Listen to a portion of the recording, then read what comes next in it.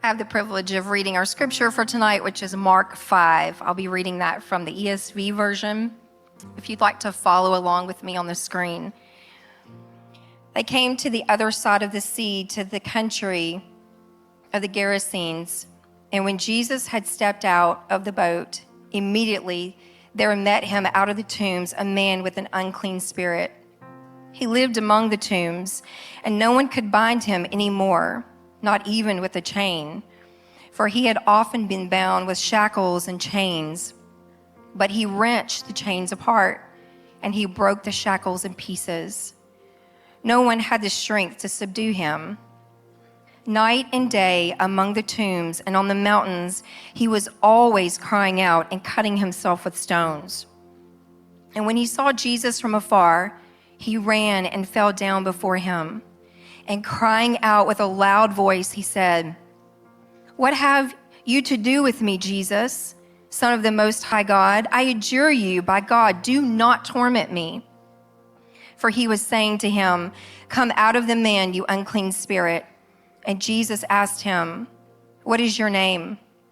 He replied, "My name is Legion, for we are many."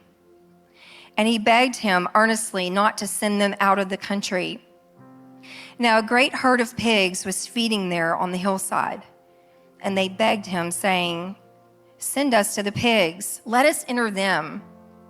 So he gave them permission, and the unclean spirits came out and entered the pigs. And the herd, numbering about 2,000, rushed down the steep bank into the sea and drowned in the sea. The herdsmen fled and told it in the city and in the country, and people came to see what it was that had happened. And they came to Jesus and saw the demon-possessed man, the one who had had the legion, sitting there, clothed and in his right mind, and they were afraid. And those who had seen it described to them what had happened to the demon-possessed man and to the pigs, and they began to beg Jesus to depart from their region. As he was getting into the boat, the man who had been possessed with demons begged him that he might be with him.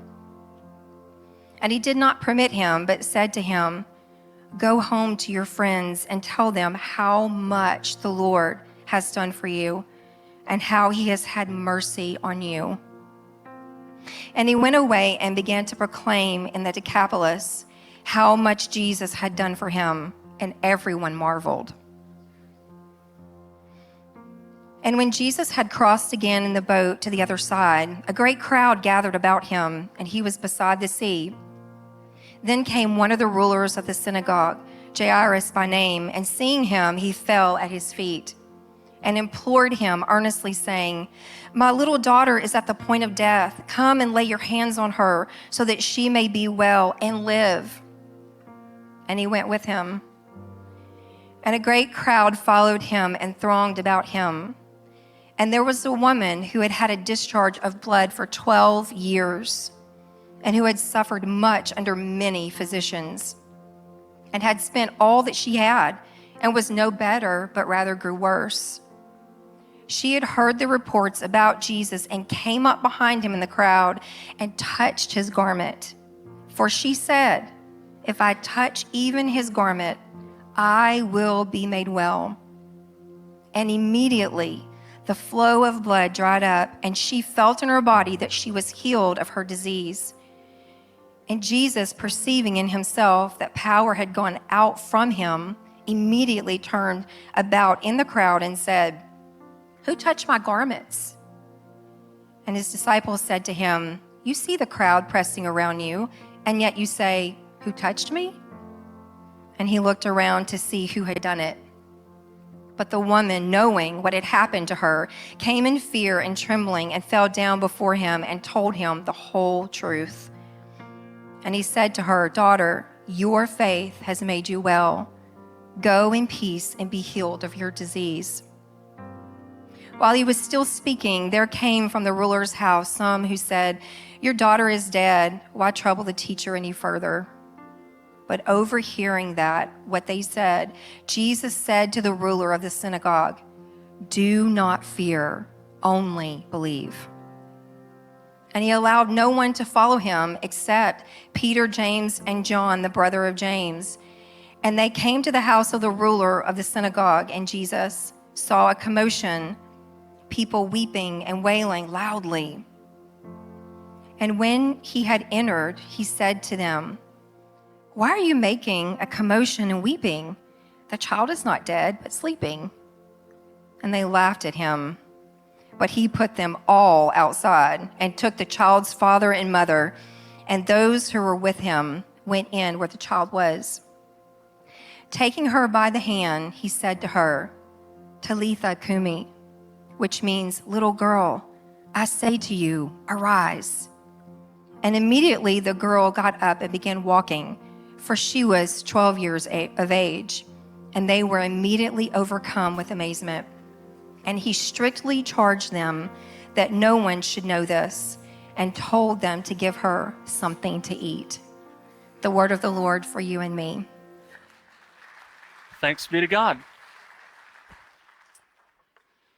1 Timothy 4 says, Paul writing to Timothy says, "Until I come, don't neglect the public reading of Scripture." Continue on in this. So it's pretty cool that over the course of this series, we're going to end up reading through an entire book of the Bible together. I think that that's pretty awesome. So we are in a series in the Gospel according to Mark, and we're going chapter by chapter each week. And Mark's primary objective is to paint a picture of who Jesus is and present it to us so that he can ask us the question, this is who Jesus is, but more importantly, who do you say that he is? And Pastor Jacob opened up this series by framing the entire book of Mark into these three sections. And so we're going to display those on the screen for you. If you need that for your reference, you're welcome to take a picture. But we're still in part 1, which is happening around Galilee. It goes from chapter 1 through the first part of chapter 8. And the focus here is, who is Jesus? Mark painting this picture. And today we are in chapter 5. So leading up into chapter 5, what's just happened in Mark chapter 4, as Wallace spoke on last week, is it ends with Jesus calming a storm. And when he does, it says this in the last verse of the chapter. The disciples were absolutely terrified. "Who is this man?" they asked each other. "Even the winds and the waves obey him." And that is the last verse in chapter 4. And so Mark sets this up with this question lingering in the air out of the mouth of the disciples. Who is this man? And then he goes on to tell us 3 different stories. Stories involving a man, woman, and child, and each of them being set free and healed and delivered from demons, disease, and even death. So what is Mark trying to convey to us is that Jesus can heal anyone of anything. So that's what we are approaching this with. In each story, we see Jesus taking someone who is unclean and making them clean. And we see people from different walks of life, different backgrounds, different experiences, different needs, all finding themselves at the feet of Jesus, and Jesus meeting those needs. So we're going to look at Mark 5 in 5 different acts. So Act 1, the madman. Act 2, a desperate dad. Act 3, the risk of faith. 4, a costly interruption. And the 5th one, the preview. So Act 1, the madman. Jesus has just calmed a raging storm on the sea, and now he is encountering a raging storm happening on the inside of a man. And the scene, the description that Scripture gives us of this man is very vivid and heart-wrenching. I mean, it uses words like, he lived in the tombs, no one could bind him anymore with a chain, for even in chains and shackles, he would just break them off. No one had the strength to subdue him. The picture that it's painting and the words that it's using to describe this man is a more accurate description of a wild animal than it is for a human being. And so this man would have, the townspeople would have considered him to be a madman, would have considered him to be insane. And so a common practice at that time for people who were violently insane was to take them and to bind them up to keep them from harming other people. And so this is what they attempted to do, and it reached a point to where even the chains and the shackles that they put on this man, they weren't sufficient. They couldn't keep him contained. And so as a result, he was exiled outside of community, and he was banished to the caves where they would use them for tombs. It was also a dwelling place for the poorest people in the area. And he would be seen at times, both day and night, walking around, roaming, wailing and crying out and cutting himself, trying to end this miserable existence that he has found himself in. And this is like what Scripture is doing here is painting a picture of what the enemy's objective is in our life. The enemy is set out to deface and to destroy the image of God in human beings. The enemy is real. This is one of the points that is being conveyed here, is that there is a real enemy. And the objective of this enemy is to deface and to destroy God's image-bearing creatures.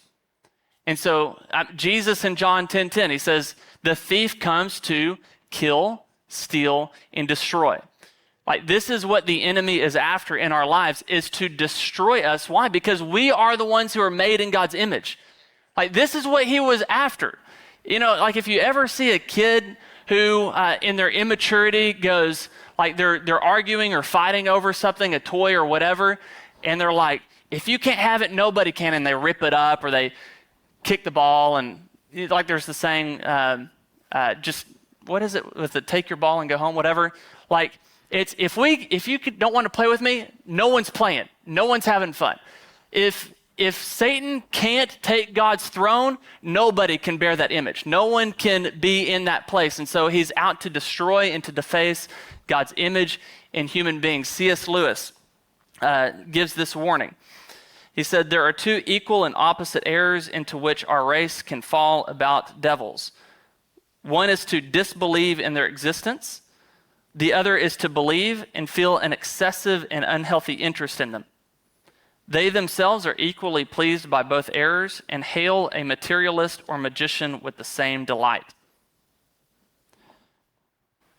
What we see Jesus do is he doesn't pretend like demonic forces aren't real, but he also doesn't give them more credit than it's worth. When we read Scripture, we're not just looking through the lens of what is in it for me or what has God done for me. That's a good lens to read it through.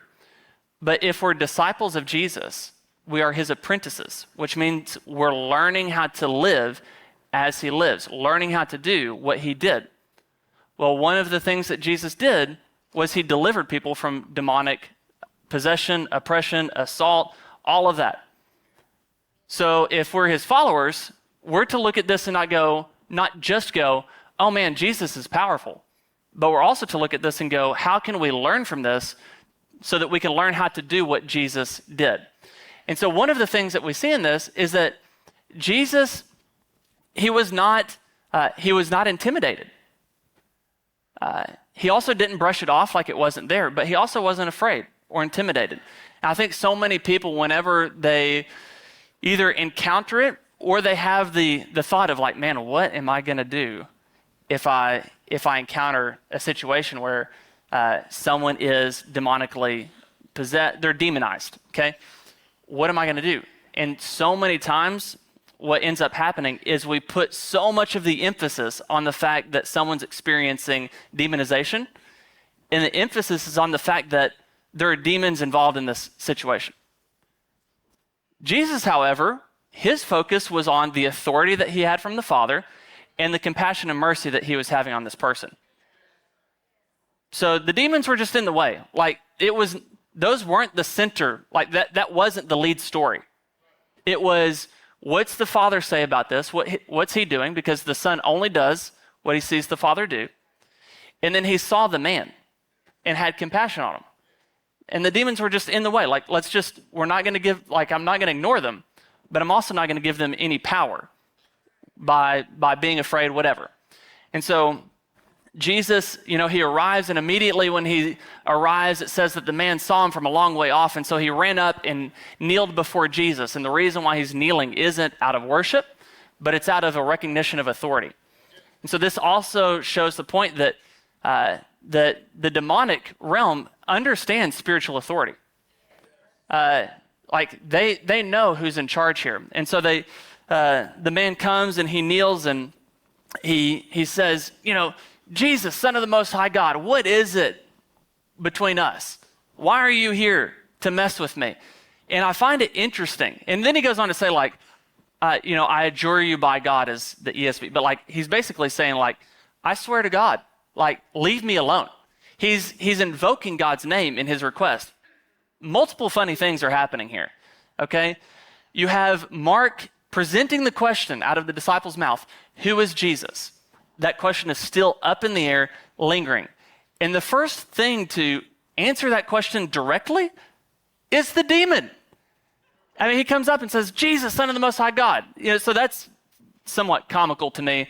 And then also the fact that the demon is trying to convince Jesus by saying, in God's name, please leave me alone. For God's sake, leave me alone. It's whenever you're desperate, you just start reaching for straws, okay? Jesus goes on to say, what's your name? And the man possessed with demons replies, Legion. So the demons answer, Legion. Legion is a military term that was used to describe the largest troop unit in the Roman army. So about 6,000 soldiers. It's not just, one or two demons that Jesus is dealing with. It's many. And I think the picture that is trying to be conveyed here isn't so much to do with the exact number as much as it has to do with, again, this term was used to describe the largest unit in the Roman army. And so you have the largest unit of demonic troops up against one guy. Typically, not great odds. But when the demonic encounters the divine, it's no contest. And they know it. And so what they do is they say, okay, listen, we know where this is heading. I'm just asking you, when you kick us out of here, when you serve the eviction notice, I just have a request if you could relocate us in the pigs. We like this area, okay? We like the location, got some beachfront property. If you could just leave us in this area, but just send us to the pigs. And then Jesus does this interesting thing where he says, okay, yeah, that's fine. He complies with the request. He gives them permission. And so the demons leave the man, go into this huge herd of pigs, and then the pigs, run off the cliff, kill themselves. And I don't know, I personally can't tell this story without saying the joke that Pastor Duane always says, which is they committed suicide. Part of me wishes that I could just move on and not throw that joke out there. I just can't. You can't tell this story without that joke. So, one of the questions here is, why would Jesus be okay with that? And there are several thoughts, but I think the reason is because it drives home the point of what the objective of these demons were on that man, right? It's one thing to say, hey, these are out for you and they're after you to destroy you. And then it's another thing to sit there and watch it and be like, oh, this is what they were trying to do to me or to him. This is the objective of the enemy. It really drives that point home. So when the herdsmen see this, as you might imagine, yeah, they're like, man, I've never seen, we got to go tell people. This is news, okay? So they go to the village, they go to the town, tell everybody, guys, you got to come out here and see this. You are not going to believe what just happened. So they come out and this whole crowd gathers. And at first it's amazement, whoa, this is insane, crazy, amazing. And then they see the man who was the town madman, now clothed and in his right mind, and amazement turns to fear. They're thinking, we know how powerful he was. Like, we tried to bind this guy with chains and shackles, and it didn't matter how many of us tried to hold this guy down. Like, we could not do that. So we know how powerful he was. And if this guy is even more powerful than him, that's scary. Jesus' authority and power, if you don't relate to it properly, can be a terrifying thing. This is why anytime you see a communist society or any culture, government that is trying to take in all of the power to themselves, they will make a concerted effort to get the Bible and Jesus out of the picture. Because Jesus, his power and authority is a threat. And so these people, they say, hey, you got to leave this area. And so they ask him to leave. Jesus doesn't put up a fuss. He's like, okay, it's fine. When he goes to leave, the man who he delivered, now in his right mind and and clothed, and he asked Jesus, hey, I want to follow you. Can I come along? Can I tag along? Can I be with you? And Jesus gives this unexpected answer. He tells the man no. Which in other places in Scripture, it's the opposite. Like in Luke 9, you see Jesus extending these invitations to come and follow him. And people say, well, Jesus, I want to follow you. Just let me go say bye to my family first. And Jesus says, listen, anyone who puts their hand to the plow and looks back isn't ready for the kingdom. And so you see Jesus say something like that to one person, but to this man, he says, no, you don't need to follow me. I have something else for you. And Jesus will do this at times. He will give a word that is specific to your context and your situation. Like we see with the rich young ruler, who he comes to Jesus and he says, Jesus, I've done all these great things. I've kept the law. I've followed this and that. I've done all of this. So what do I need to do? And Jesus replies to him, yeah, that's great. You've done all that. But this one thing you lack, this is what you need to do. Go sell everything you have and follow me.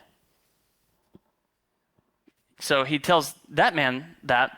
Then he has this encounter with Zacchaeus, who is also wealthy and came by his wealth in pretty shady means because he was a chief tax collector.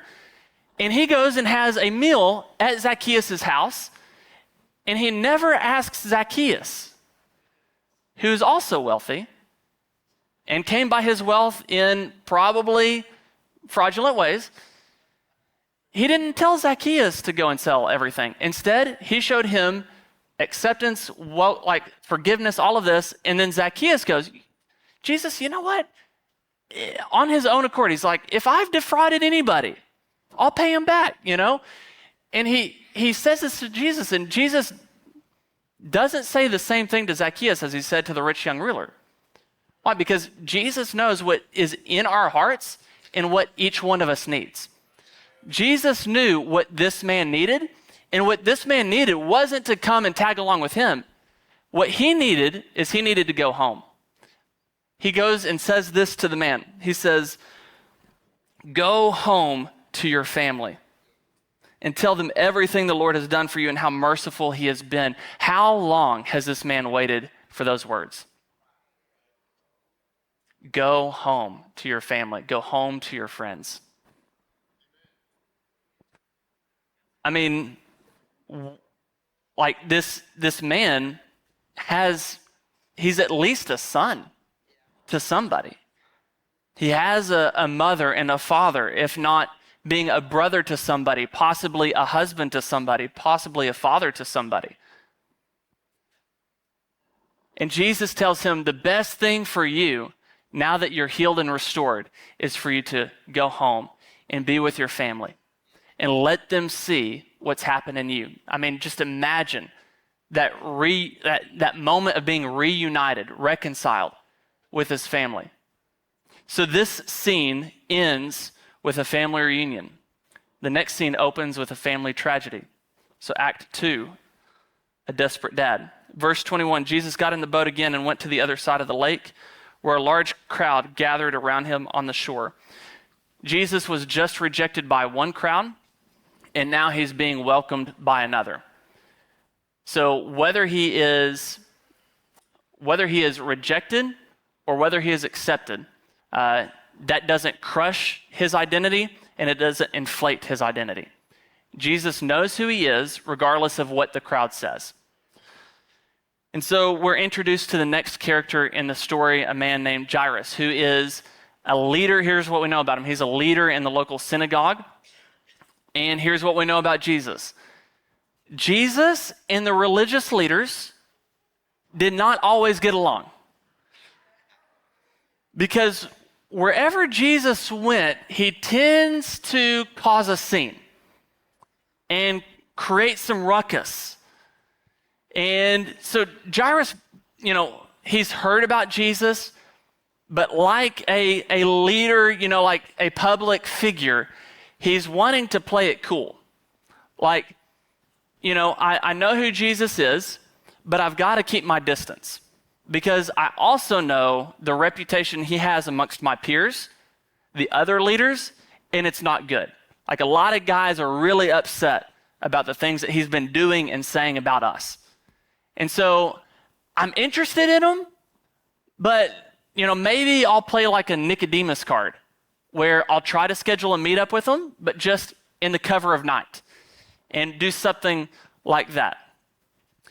That was probably his game plan, but everything changed whenever his 12-year-old daughter, who in that culture would have just about been ready to be married, his 12-year-old daughter becomes very, very sick.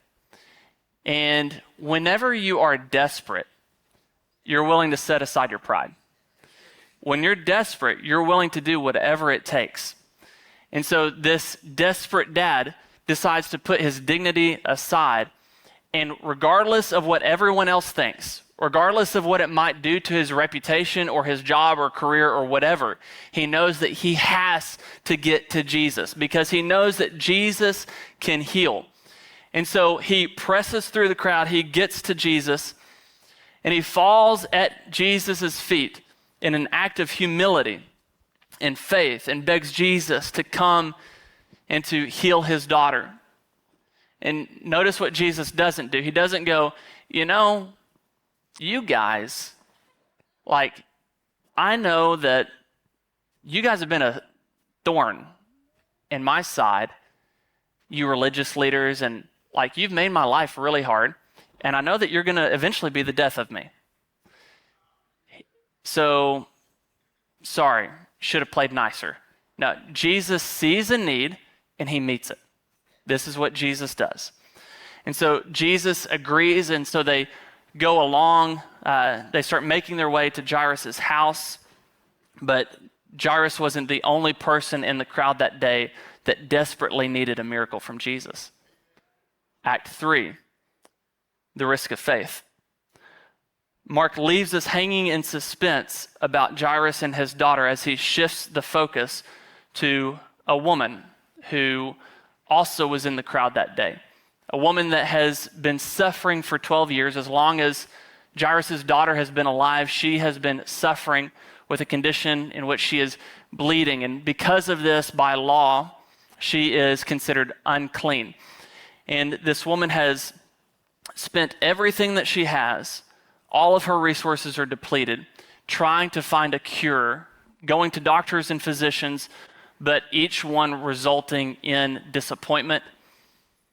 And, maybe it even makes things worse. And so she's broke, she's spent all that she has. And it's not just a physical condition that she's suffering from, but since this is something that makes a person unclean according to the law, she's also suffered socially and emotionally by being kind of pushed away and to the side, because anyone who comes into contact with her is now also unclean. And so people are, snubbing her, avoiding her. And some of you may be able to relate, but imagine over a decade of everywhere you go, you're having to be mindful of, I can't let anyone know what I'm dealing with, because the moment they find out, they're going to shun me. They're going to want to distance themselves from me. So, just what that does to the psyche, the heart, the mind of a person after 12 years of doing that. But she finds out that Jesus is in the area, and she has this thought, this belief that if I can just touch his garment, then I'm going to be healed. Maybe she believes this because she's heard of other people being touched by Jesus and healed in their body. Or maybe it's because it was a popular superstition at the time. Either way, God honors her faith despite her theology. Theology is important, okay? It's kind of one of the reasons I have a job, okay? Theology is important, but not at the expense of faith, okay? So God honors this woman's faith despite her theology. She presses through the crowd, she reaches out, she touches Jesus, and immediately she's healed. Immediately. And so she can tell, and the moment she touches Jesus and is healed, Jesus can tell that power has gone out from him. And so he turns around and asks his disciples, who touched me? And of course, this story has been told so many times, but the disciples are like, what do you mean who's touched you? Like, who hasn't touched you? We're in a crowd, we're playing, we're trying to play crowd control here and keep people off of you. I get it. If you people have touched you, we'll try to do our jobs better, okay? But he said, no, someone touched me in a different way. Someone had not just been reaching to try to, get a picture with me, oh, hey, good story. I can tell my kids later. I touched Jesus. I shook hands with him, whatever. No, someone reached out in faith, and I can tell. So he looks around and he sees this woman, and this woman now just falls to her feet, and it says she's afraid. And she begins to tell Jesus the whole truth. For her, she knows this amazing thing has just happened in her life, but she also knows she just broke some laws to get here. What is this teacher about to do? Is he going to revoke the healing that I just received? Is he going to publicly shame me? That's what's happened so many times before. Is it going to just happen again? Am I about to get publicly shamed? And so she begins to tell him the whole truth, which I can tell you, any time you're with Jesus, telling Jesus the truth is a great idea. Okay, sometimes we can fool ourselves in thinking that we're concealing things from Jesus, but we're just fooling ourselves. There's something about coming to Jesus and being honest and saying, I know I'm not supposed to say these things. I know I'm not supposed to feel this way or have these thoughts or whatever, but here's where I am. Here's the whole truth. And you just fall at his feet in worship and in surrender. And so she falls at his feet expecting who knows what. Probably the same thing that's happened so many times. Unclean, unclean. Now everyone that's touched this woman, go into isolation yourself, whatever. But instead, this is what happens. Jesus turns to her and he says, daughter, your faith has made you well. Go in peace. Peace, the Hebrew concept of peace, shalom, wholeness, completeness, nothing broken and nothing missing. Go in peace and be healed of your disease. What we see in this story is how Jesus is never too busy to stop for the one. Never too busy to stop for the one, which moves us into Act 4, a costly interruption. That's a great saying. Jesus is never too busy to stop for the one. Beautiful story, very inspiring. But she wasn't the only person who was desperate in that moment, who was needing a miracle in that moment. Jairus is like trying to shuffle Jesus along, like, we got places to be. We got things to do, Jesus. Come on.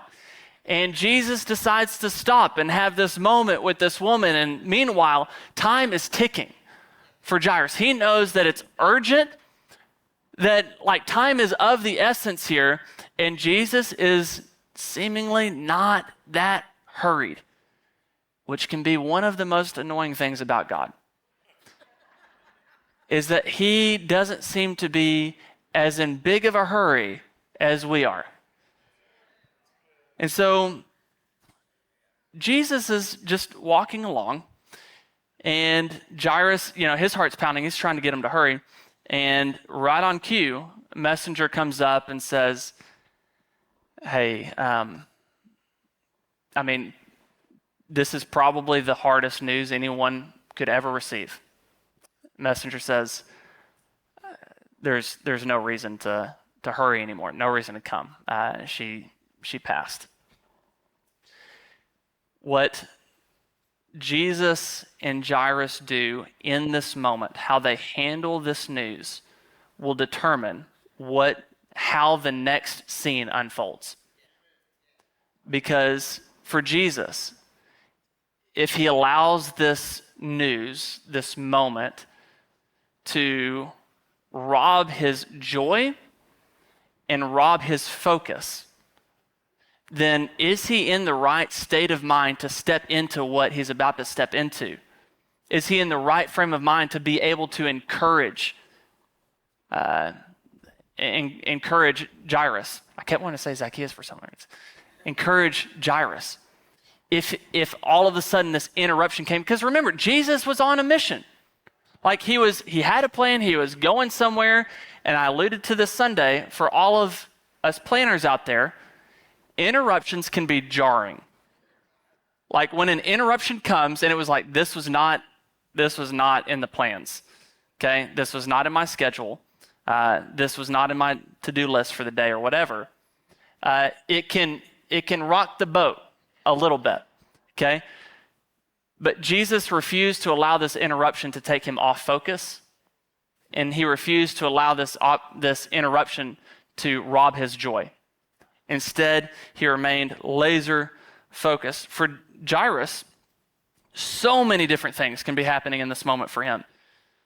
Obviously there is the immediate sadness and sorrow and grief. But what I know about things like sorrow and grief is it doesn't take long for them to quickly turn into things like anger or bitterness or blame. So in this moment, how Jairus handles this moment determines what's about to happen. If he instead looks at this and goes, listen, I am the VIP here. Okay, I'm the leader of the synagogue. I'm the one who's known in the town. Okay, does anyone know this woman's name? I'm the important person here. If he did that, or if he went the route of, Jesus, I was first in line. Okay, I showed up first, put my ticket in first. If you could help people in the order they come, that'd be great. Like that, we've all experienced that. Where you show up to the restaurant, or you show up to the DMV, or whatever, and you're like, how did they get served before me? Jairus could have played that card. But instead, with all of these emotions swirling and all of these possibilities, he keeps his mouth shut and he keeps his eyes on Jesus, which is a good lesson to learn. Easier said than done, but a good lesson to learn. And so with his mouth shut and his eyes on Jesus, eyes locked with Jesus, Jesus turns and looks at him and he says these words from verse 36, do not fear, only believe. Do not fear, only believe. One commentator reflecting on this says it like this: it is as if he is saying, despite all appearances, I am neither distracted nor disinterested in your need. I work in my time, not others' time. I will not be hurried or dictated to. Believe and watch what I do. Fifth and final act, the preview. As they continue on their way to the house, they would have known they were getting close because they could hear the cries and the wailing from the mourners. And at this time, families, whenever they lost someone, would hire professional mourners to come and to cry and weep and play music and all of this. And it was typically so that their sound could cover up the sound of the family, that they would be able to grieve without embarrassment or restraint. And so Jesus at this point just grabs 3 of his closest followers. He walks in and he tells this group of mourners, hey, the girl, she's not dead, she's just asleep. Sleep was often used as a metaphor for death. Jesus also might have been covering his tracks because he knows what's about to happen and he's not ready to die yet. And so, hey, she's just asleep. So regardless of the reason, that's what he tells them. And then they start laughing at him, which, people still to this day will laugh at you when you tell them that someone's been raised from the dead. So he tells them, hey, get out of here. So everyone leaves. Peter, James, and John, the 2 parents, go to the little girl. And in the previous story, which these 2 stories are so much connected, and that's why Mark sandwiches the stories together. But in the previous story, the unclean woman was the one who reached out to touch Jesus. In this story, Jesus is the one who reaches out and touches the unclean child. Because to touch, to have contact with the dead was also unclean by law. So Jesus, again, defies expectations, kind of breaks the rules, and he grabs this little girl's hand and he tells her, little girl, it's time to get up. And when he does, she begins to breathe again. So do her parents, because they've been holding their breath as well. She comes back to life. And then Jesus gives a warning, don't tell anybody about this. And then he tells them something, he gives them some practical advice, which Jesus will give you practical advice. It's not just, hey, Jesus, you can just talk to me about my spiritual life and the really weighty matters of existence. Let's talk about that. No, Jesus will actually give you instructions on the practical matters of your life if we're willing to take them to him. So he says, get this girl something to eat. N.T. Wright, reflecting on this scene, he says this might raise the question of why did Jesus apparently only raise Jairus' daughter, the widow's son in Luke 7, and Lazarus in John 11? There must have been plenty of other people Jesus encountered who had lost someone to death. Why them and not others?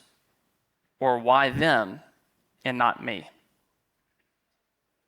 This question misses the whole point of the larger story that Mark is telling us.